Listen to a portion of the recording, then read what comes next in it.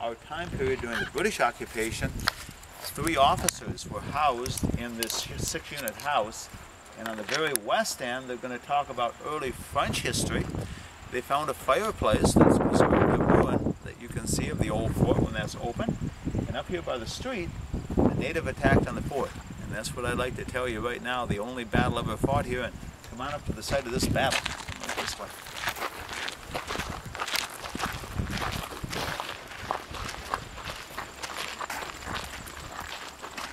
This construction, much like the other French houses, is post on sill. The French did not have foundations, but they'd hew logs like timbers, and then the upright logs went on that.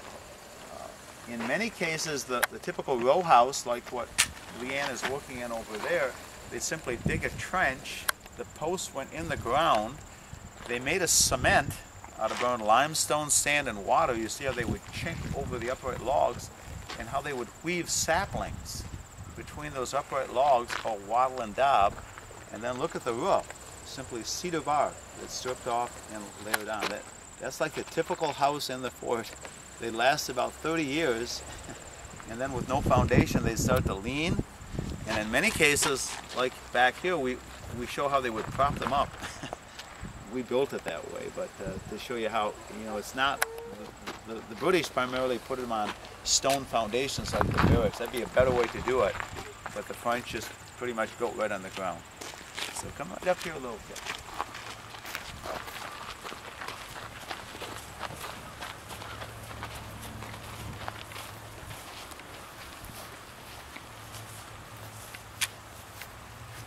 Now I mentioned one battle fought on this side. It happened shortly after the British arrived here, and what's very unique, when the British defeated the French in the French and Indian War, the French here at these forts retained their property, possessions, and even their church. And the reason the British compromised, they needed the French in the fur trade.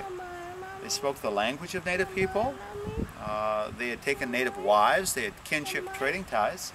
So the British figured if they would help them in the fur trade, they could live in these forts with them. And I know before the British built their barracks, that long building there behind you, in 1769, when they took the fort over in 1761, they had no housing. So they had to rent housing from these French Canadians who had what was inside the fort. So it's very unique that during the attack on the fort, the French aren't hurt. The native people, 2 years after the British arrived, want to drive them out of here. Their trade policies are not like the French, who've been here since 1634. So if you're the native people, look at this fort. It's about 20-foot high palisades. You have blockhouses on the corners, and from these blockhouses, they can fire cannons, muskets, and wall guns, like crossfires. So if you try to climb the pickets, you can fire from blockhouse to blockhouse. It's pretty defensible, but not against cannon. That's why they moved to the island during the Revolution. But any idea how the native people could capture the fort, from these Englishmen? The number one thing I'm often told is, why didn't they just burn it down? Which would make a lot of sense. But many of the French have taken native wives, so you have family in the fort, so you don't want to burn it down. So what they came up was trickery. They played a game of Bagadaway out in front of this land gate. Any idea what the native game of Bagadaway is called today? It has origins to hockey, but it's not hockey. Lacrosse, very good. And boy, the way that the native people played it, lacrosse is pretty physical, but this was lethal. You could be killed in a game of Bagadaway, which means little war. Oftentimes on their sticks, it was finally banned in the 1800s, they put lead weights, and they called the weighted sticks skull crackers. This is how you became a warrior. It really wasn't a game. So imagine 400 to 600 Chippewa, the home team, and the Sauk from Wisconsin playing this Bagadaway game outside your fort on the king's birthday. You're one of 35 soldiers, one company. Now, there's not much to do here. In fact, Captain Etherington, the commandant, gives permission to come out and watch the game. The gates are open. He starts the game by throwing the first ball into play and wagers that the home Chippewa will defeat the team from Wisconsin. And so they're out here watching. It's a warm day in June. Records indicate a hot, sultry day, and out watching with you are native women, and they have heavy blankets on a warm day. Suspicious? That should have been a clue. And when the ball came flying over the wall, they rushed the gate. Beneath the blankets came the knives, the hatchets, and the muskets. And these 35 soldiers overwhelmed by up to 600 armed native men. Now, if you're French, you're not being hurt. Just the British military, just the British civilians. Now, living in this house, this row house that is not entirely reconstructed, there are like 4 more apartments. The second apartment in, a man called Alexander Henry, he lived here, we know that. And he's an Englishman, he's in trouble.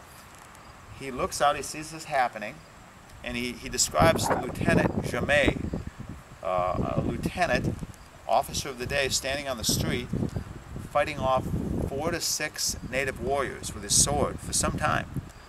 But when Father Dugenais took a letter to Detroit, it said that Jamais was killed and stabbed over 36 times. So if you're Henry, you see this, you have a musket with swan shot, the only hope is to find a place to hide. And his neighbor lived right up here paralleling the street, between the pine tree and the street. It's Charles and Charlotte Langlade. Now for many years we thought the Langlade family lived over there where Leanna's cooking today. We had it sort of right. That's where he grew up. That's his parents' house, Matilda and Augustine.